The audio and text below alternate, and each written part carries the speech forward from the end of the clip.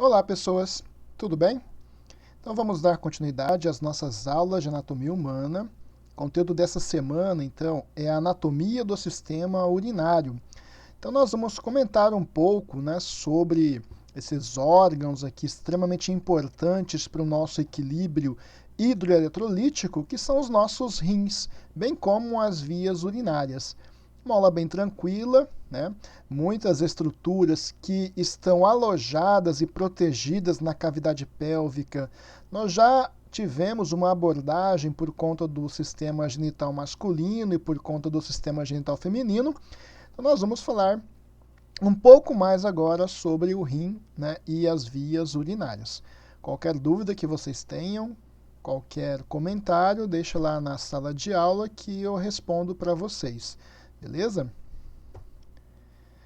Então, nós já vimos que o nosso organismo, o organismo corpo humano, ele necessita de uma série de reações metabólicas, necessita de uma série de processos para que ele possa trabalhar adequadamente, para que ele possa ter um funcionamento harmônico. Dentre os inúmeros sistemas, nós temos aqueles sistemas provedores de energia, né? Como o sistema digestório, na qual tem a função de transformar uma macromolécula em partículas cada vez menores para que elas possam ser absorvidas, né? E possam circular pelo nosso sangue, levando então os nutrientes para as nossas células. Ao passo que nós temos um grupo de sistemas ou de órgãos que estão relacionados, então, com a excreção desses restos do metabolismo. E que sem esses sistemas, sem esses órgãos, como os pulmões, como o fígado, como a pele, como os nossos rins, o nosso corpo gradativamente iria aumentando a sua toxicidade até níveis, né, não aceitáveis, levando então o indivíduo ao óbito, né? Então, dentro desses sistemas responsáveis pela excreção, nós vamos falar um pouco agora sobre o sistema urinário.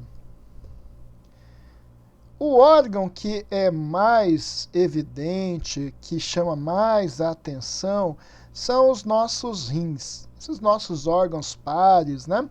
Que ficam localizados na cavidade abdominal, tem uma coloração marrom bem escura, bem avermelhada. Então, a primeira imagem, quando nós observamos esse órgão, ele apresenta essa coloração viva, né? E esse rim, juntamente com as vias urinárias, formam para nós o sistema urinário, já que, né, ele produz a urina e eu tenho uma série de ductos coletores, ductos transportadores, que transportam essa urina, armazenam temporariamente até que ela seja eliminada, né? Então, nessa imagem, nós podemos observar essa posição retroperitoneal dos nossos rins, né? Ele é um órgão primariamente retroperitoneal, então ele foi formado no espaço retroperitoneal, né? Então aqui nessa imagem nós podemos observar o rim, a glândula suprarrenal, o duodeno e o pâncreas, né? Então, aquilo que eu estava dizendo para vocês, o nosso sistema urinário é formado pelo rim e pelas vias urinárias, os ureteres, a bexiga urinária e a uretra. Na mulher, da mesma forma, os rins, os ureteres, a bexiga urinária e a uretra. Logicamente que existem particularidades em cada um dos sexos, né? E principalmente na uretra, né, que nós vamos ver mais adiante. Então, aqui nessa imagem, mostrando novamente essa posição retroperitoneal, aqui nessa linha azul, vocês podem perceber, então, o peritônio, né? Então, aqui nós temos o nosso rim. Percebam que existe um mecanismo bem eficiente de posicionamento e de proteção para esse órgão, né? Então, não é simplesmente um órgão que fica só posicionado na região retroperitoneal, mas existe um conjunto de tecido conjuntivo, existe ali uma grande quantidade de gordura que promove essa sustentação e esse posicionamento para os nossos rins. Tá? Então, de maneira muito genérica, muito rápida, porque vocês estão vendo isso na fisiologia, né? Vocês já viram que os rins são extremamente importantes para, né, a manutenção da nossa homeostasia, né? Então, toda a função de regulação osmótica, toda a função endócrina dos nossos rins, como produção de eritropoetina, que tem a ação lá na medula óssea para estimular a produção de novas células do sangue. Então, isso tudo vocês já estão vendo ou já viram na físio, né? Então nós não vamos entrar nesse ponto. Quando eu observo para o nosso rim, né, eu posso perceber que na face superior, aqui na superomedial, no ápice do rim, existe uma outra estrutura chamada de glândula suprarrenal. Essa glândula suprarrenal, ela não possui conexões com o rim, né? Existe um septo conjuntivo aqui que separa a glândula do rim. Então não existe uma conexão, não existe uma via conectiva entre a glândula suprarrenal e o órgão rim. Tá? São separados por uma face. Então, como nós vimos, né, os nossos rins são importantes para a manutenção desse nosso equilíbrio interno, dessa nossa homeostasia, juntamente com diversos outros órgãos, né, que vocês já devem ter estudado, como, por exemplo, os pulmões, por exemplo, o fígado, a pele, né, tudo isso contribui, então, para a manutenção da homeostasia, né? Para que nós tenhamos, então, um funcionamento adequado do nosso corpo. Nessa imagem, então, ela é muito rica porque ela nos mostra esse posicionamento, essa relação que existe dos rins com as costelas, com as nossas costelas flutuantes, né? Então, se observar aqui, nós temos as nossas duas últimas costelas, né, as duas costelas flutuantes, estão em contato muito próximo com os rins. Isso é bom, por um lado, promove uma proteção ali para esses órgãos e, ao mesmo tempo, em caso de um traumatismo, por exemplo, um trauma direto sobre essa região, a ausência de uma fixação para essas costelas pode levar, então, à perfuração dos rins, né? Então, ao mesmo tempo que promove assim, uma proteção, em casos de traumas muito contusos, né, muito fortes, pode acontecer, então, uma fratura dessa costela ou mesmo perfuração do rim. Tá? Então, numa imagem anatômica de uma peça, a gente pode observar justamente isso, né? Essa localização dos rins, aqui o peritônio foi rebatido, então o rim direito, o rim esquerdo, a glândula suprarrenal, né? Bem como todos os vasos sanguíneos que promovem a irrigação para esses órgãos. Aqui nós temos uma imagem com contraste, justamente para observar o rim, bem como as vias urinárias, com esse trajeto, né, de transporte para a urina. Vocês vão perceber ao final da aula que a pielografia, né, que é a injeção de contraste aqui para verificar o transporte da urina e possíveis obstruções nesse trajeto, é de grande valia para a clínica médica na detecção, por exemplo, de cálculos renais. Então, essa estrutura interna dos rins, né, formada então por córtex e por medula, nós vamos comentar mais a fundo, né, nos próximos slides. Então, é um órgão par, né, aproximadamente 12 centímetros de comprimento, sofrendo variação de acordo com o biotipo do indivíduo. Indivíduos longilíneos, o rim ele é mais alongado, indivíduos brevilíneos ou normolíneos, o rim tem uma tendência a ser mais curto. Também tem a altura do indivíduo, indivíduos maiores, longilíneos, então esse rim costuma ser maior também, pesando cerca de 150 gramas, e possui algumas regiões. Essas regiões do rim, essas divisões em segmentos renais, elas estão relacionadas principalmente com a área de irrigação da nossa artéria renal, que forma então segmento superior ou apical, um segmento antero-superior, um segmento antero-inferior, um segmento inferior e um posterior. Na próxima imagem, nós vamos ver isso de forma mais didática. Então, o nosso rim tem um polo superior, um polo inferior, tem uma margem medial na qual nós temos o hilo renal. Hilo renal é o local, então, de entrada e saída de estruturas vasculonervosas. Então, artéria renal, veia renal, a pelve renal, ureter. Então, essas estruturas que entram e saem dessa região aqui do hilo renal. Esse hilo fica no nível de L2. Então, o nível vertebral de L2, eu tenho o hilo. O nível vertebral de L3, eu tenho o polo inferior. E o nível de T12, eu tenho o polo superior do rim.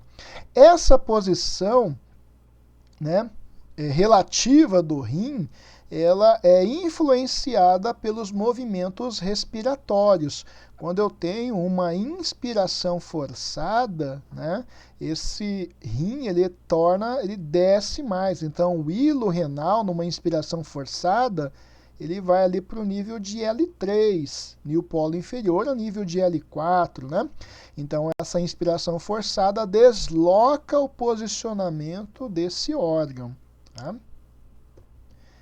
Então, aqui nós podemos observar justamente essa relação que eu acabei de dizer para vocês do rim com a posição relativa com as costelas. Então, polo superior do rim em relação à 12ª costela. Então, nessa outra imagem, justamente isso para que nós tenhamos essa visão geral do rim. Então, aqui com a glândula suprarrenal, esse é o polo superior, polo inferior, e aqui a face medial, onde nós temos o hilo renal. Lembrando que o rim direito tem um posicionamento mais baixo do que o rim esquerdo. Como eu disse para vocês, o nosso rim ele está ligado ali à cavidade abdominal, uma posição retroperitoneal, próximo de vários órgãos. Então, essa imagem ela nos é muito rica porque ela mostra essa relação do rim com os demais órgãos presentes na cavidade abdominal. Então, eu posso observar aqui no rim que ele tem uma superfície, uma face hepática, que tem contato com o fígado. Eu tenho aqui uma área que tem relação com a flexura direita do colo, uma região em contato com o duodeno, uma região em contato com o estômago, então superfície gástrica, uma região em contato com o baço, uma superfície esplênica. A nível aqui de hilo renal, nós temos no lado esquerdo, uma superfície pancreática, e aqui eu tenho uma superfície do colo descendente. Então, se nós observarmos essa imagem, nós podemos perceber, então, essas relações que existem entre o rim direito e o rim esquerdo com os demais órgãos que estão localizados na cavidade abdominal. Então, aqui numa imagem mais ampla, então a gente pode observar justamente isso que eu estava falando para vocês. Então, a superfície hepática, tem a superfície aqui na face duodenal, a pancreática, a esplênica. Então, essas relações do rim com os órgãos presentes na cavidade abdominal. Esse nosso rim, então, como eu disse para vocês, ele possui uma estrutura bem eficiente de posicionamento na cavidade abdominal. Ele possui, então, tecidos de sustentação. São eles a cápsula fibrosa, que está aderida à superfície do órgão, a cápsula adiposa, que fica por cima, então, dessa cápsula fibrosa, então, tecido gorduroso, e a fáscia renal. Na próxima imagem, nós podemos ver claramente isso. Então, nós podemos observar aqui o rim. Em volta do rim, eu tenho a cápsula fibrosa, envolvendo todo o órgão. Envolvendo, então, agora, né, a cápsula fibrosa, nós temos uma cápsula adiposa. A gente viu ali, ó, cápsula adiposa. Essa cápsula adiposa é a gordura perirenal, a gordura que está em volta do rim. Acima dessa gordura, né, nós temos ali uma fáscia renal, um tecido conjuntivo, né, que envolve toda essa gordura perirenal, e por fora uma gordura pararenal. Né? Então eu tenho o rim, a cápsula fibrosa, a cápsula adiposa, a fáscia renal e a gordura pararenal aqui. Num corte transversal, da mesma forma, o rim, a cápsula fibrosa, a cápsula adiposa, chegando aqui até o seio renal, a fáscia renal e por fora a gordura pararenal, né, que envolve totalmente, né, esse mecanismo de sustentação e posicionamento do órgão. Vejam, não é um mecanismo de posicionamento rígido, porque ele se altera de acordo com os movimentos respiratórios. Tá? Então, só relembrando, cápsula fibrosa, né, envolvendo o nosso rim. Na estrutura interna do rim, nós podemos observar claramente duas regiões. Uma região periférica, chamada de córtex renal, e uma região central, que é a medula renal. Nessa região de medula, onde eu tenho aqui essas estruturas todas, né, elas convergem para o seio renal, que é esse espaço que fica, onde ficam os vasos sanguíneos, onde fica preenchido por uma grande quantidade de tecido gorduroso. Né? Então, eu tenho córtex e eu tenho medula. A medula renal, ela é formada por estruturas triangulares, chamadas de pirâmides renais. Essas pirâmides renais têm o seu ápice, uma estrutura arredondada, chamada de papila renal. E entre as pirâmides, nós temos aqui as colunas renais. Cada papila renal, ela drena a urina para uma estrutura caliciforme, né, desemboca aqui no cálice renal menor. Os cálices menores confluem para formar um cálice renal maior. Os cálices maiores formarão uma estrutura, por sua vez, de formato de um funil, de formato triangular, chamada de pelve renal, que termina no ureter. Então, temos aqui papila, cálice renal menor, cálice renal maior, pelve renal e ureter. Numa peça normal, humana, natural, córtex renal, pirâmide. Cada pirâmide tem a sua papila. Cada papila drena para um cálice renal menor. Os cálices menores confluem para formar um cálice maior. Os cálices maiores formam a pelve renal, que terminam aqui no ureter. E toda essa região em volta aqui, que envolve a pelve renal, aqui nós temos, então, o seio renal. Então, uma imagem ilustrativa justamente para mostrar esse mecanismo de drenagem da urina em terceira dimensão. Né? Então, eu tenho a pirâmide, cada pirâmide tem a sua papila que é envolvida, né? Forma-se uma abertura caliciforme que drena, né, essa urina que é produzida. Então, aqui nessa pielografia, nós podemos ver justamente isso. Há os cálices renais menores, os cálices maiores. Cálice menor, cálice maior. Cálice renal menor, cálice renal maior. Os cálices maiores confluem para formar a pelve renal, que depois da pelve tem o ureter. Vejam que nessa imagem já é possível de se verificar a primeira constrição do ureter. Então aqui eu tenho a primeira constrição do ureter. Isso é importante, clinicamente é importante por conta da presença, né, quando o indivíduo tem um cálculo renal, por exemplo. A gente vai falar mais sobre isso ainda. O nosso rim, ele é suprido pelas artérias renais, né, representando cerca de 25% do débito cardíaco. Se nós somarmos, então, rim, fígado e encéfalo, né, temos aí cerca de 60% a 70% do fluxo sanguíneo, né, do débito cardíaco para esses três órgãos, que são extremamente importantes, né? Então, aqui a nossa artéria renal. Como eu disse para vocês, o nosso rim ele é segmentado com base na área de irrigação pela artéria renal. É o que nós observamos aqui, né? Nós temos então a artéria renal.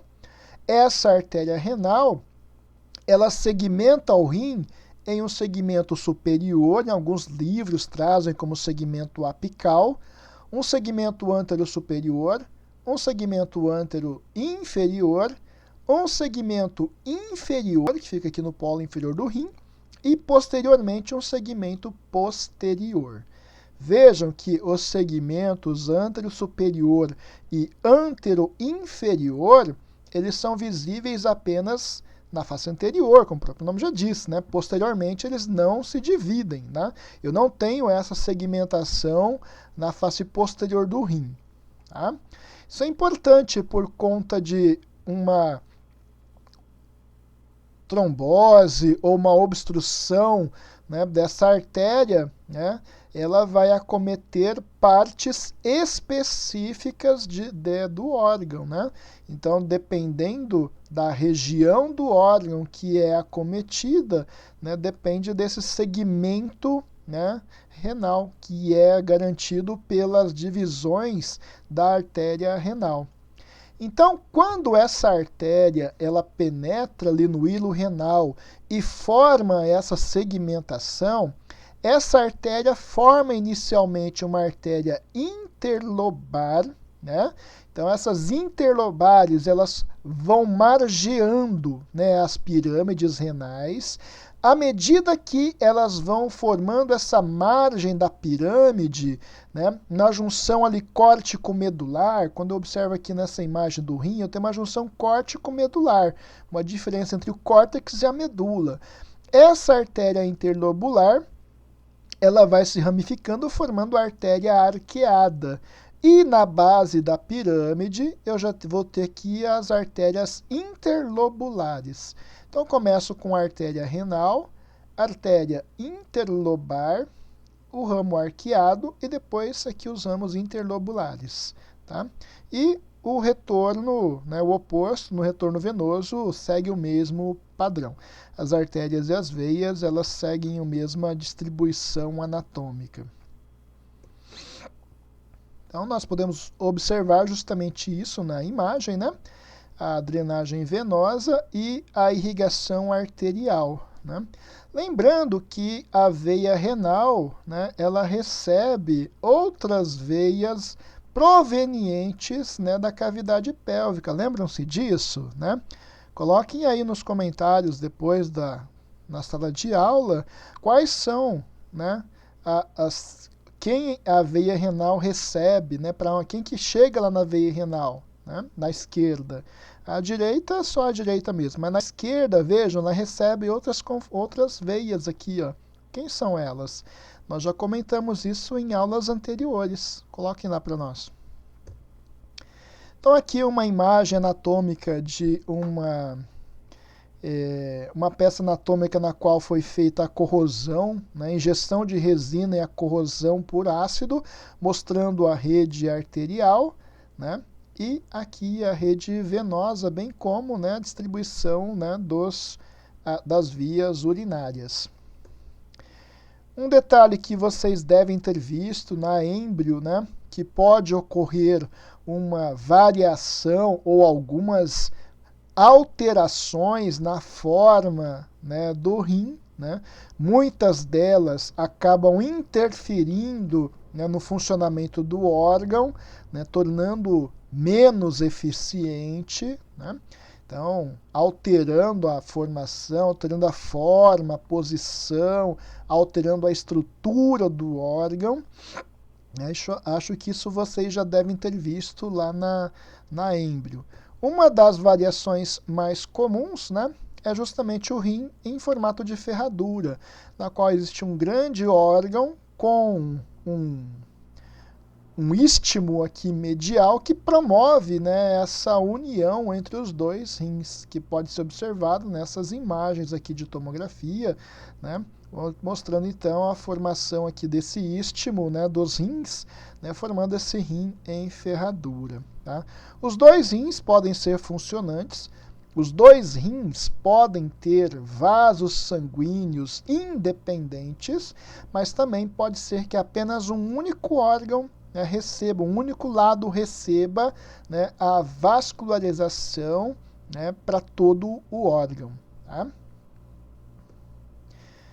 Nós já vimos essa imagem, né, mostrando então os cálices renais menores, o cálice maior, a pelve renal e o ureter. Né? Então vejam que existe diferença no posicionamento, né, dos ureteres devido, né, do próprio rim, né, devido ao posicionamento, né, corporal do indivíduo ou o processo respiratório. Né? Então tudo isso pode ser alterado durante uma imagem. Né? Aqui nós temos uma imagem bem interessante, que é essa estrutura, né? É um cálculo renal. Como eu disse para vocês, esses cálculos renais têm importância clínica porque os ureteres, eles não são tubos que sejam de um diâmetro homogêneo. O ureter tem diâmetro variável, dependendo de uma região, e algumas constrições são constantes, como nós vamos ver, né, nos próximos slides. Né? Então, nós temos nesse indivíduo alguns cálculos bem grandes, né? E essas estruturas provocam, então, lesões, lacerações na parede do ureter, e o que leva, então, as famosas crises, né, as cólicas renais. Então, o ureter é um tubo muscular, função básica de unir a bexiga urinária com o rim, né, transportar essa urina. Tem um trajeto descendente e irregular. Irregular por quê? Porque ele possui áreas em que o diâmetro é maior e áreas em que o diâmetro é menor. Então eu tenho ali regiões de constrições. Né? Ele é dividido então em 3 segmentos, de acordo com o local na onde ele está, sendo o primeiro a porção abdominal. Depois nós temos uma região que vai descendo aqui. Se você observar aqui, eu tenho o ureter. Logo abaixo da pelve renal, já existe a primeira constrição do ureter, a nível do polo inferior do rim. Então, nessa porção abdominal aqui, que ocupa toda essa região do ureter, na cavidade abdominal, até ele cruzar aqui, ó, ele vai cruzar pelos nossos vasos, né? A artéria e veia ilíaca, né? Então essa aqui é a nossa porção abdominal. Vejam que quando ele cruza aqui os nossos vasos ilíacos, se forma a segunda constrição do ureter. Então vejam, eu tenho uma primeira constrição aqui logo abaixo do polo, próximo ao polo inferior do rim. Tem um trajeto aqui na cavidade abdominal próximo ao músculo psoas maior. Chegou no nível aqui dos vasos ilíacos, artéria e veia ilíaca, eu tenho uma segunda constrição, né? Quando ele cruza esses vasos ilíacos, eu vou ter a segunda parte do ureter, que é a porção pélvica, né? Então, essa porção pélvica que cruzou aqui, que adentra a cavidade pélvica, né, nos homens, ela passa por trás do ducto deferente, que os ductos deferentes estão aqui, aqui são os ureteres, e nas mulheres passa por trás do ovário, né, próximo ali do útero. Bom, eu disse para vocês que são 3 constrições. A primeira próximo ao polo inferior do rim, a segunda no cruzamento aqui dos vasos ilíacos e o terceiro, né, a terceira constrição do ureter é já na parte próxima aqui intramural. Então a última porção do rim é a porção intramural, né? Percorre ali cerca de 1,5 cm na musculatura da bexiga, no músculo detrussor da bexiga, né? E termina formando lá para nós o trígono da bexiga, o popular trígono vesical. Então, nesse ponto, né, nesse ponto aqui da parte intramural do ureter, nós temos a terceira constrição. E essa terceira constrição, ela é a menor delas, né? Então, se nós comparássemos o diâmetro do ureter do início até o fim, essa região aqui da terceira constrição, na porção intramural, ela é a mais estreita. Bom, e por que isso, né? Por que isso é importante? Quando o indivíduo tem um cálculo renal e esse cálculo está sendo eliminado, quando ele passa por essas áreas de constrições, ele acaba provocando lesão na parede do ureter e gerando as famosas cólicas, né? Aquelas dores que os indivíduos sentem, né? O sangramento, né? O sangue na urina, né? Então tudo isso é por conta dessas lesões que são provocadas, né? Quando esse cálculo passa por essas áreas de constrições. Então aqui só para nós terminarmos, né? Então eu tenho uma primeira constrição na região do polo inferior. A segunda constrição é quando ele cruza os vasos ilíacos. E a terceira constrição do ureter é aqui na região inicial da porção intramural, né, do ureter. Sendo que essa terceira constrição ela é a mais estreita de todas. Observando então numa imagem, né? Próximo aqui ao polo inferior do rim, uma primeira constrição. Cruzando os vasos ilíacos, uma segunda constrição. E lá na parte intramural, a terceira constrição. Numa tomografia, né? Para ver as vias urinárias, essas constrições elas aparecem de forma bem definida. A bexiga urinária, como eu disse para vocês, é formada por um músculo, né, o músculo detrussor da bexiga. Tudo isso vocês já devem ter visto, né, de forma bem clara, as posições. Quando eu falei para vocês no sistema genital feminino, eu já dei alguns detalhes sobre a bexiga urinária, sobre, né, o diafragma da pelve, né? Então, é um reservatório temporário, formato mais ou menos arredondado, tem uma capacidade ali de armazenamento de urina por algum tempo, né? Capacidade máxima, cerca de 600 a 700 ml no indivíduo homem e cerca de 20% na mulher, né? Então, sofre os efeitos do envelhecimento, né? Como todo músculo, esse músculo detrussor ele acaba ficando mais flácido à medida que o conteúdo vesical vai estirando essas fibras musculares, né? Então ele vai ficando mais flácido. Então a bexiga ela também começa a ter problemas, né, de falta de força muscular com o próprio processo de envelhecimento. Nós já vimos a incontinência urinária, o motivo de alguns motivos, né, das incontinências Na mulher, principalmente por conta de múltiplos partos e por fadiga ou por estiramento dos músculos do diafragma pélvico, né?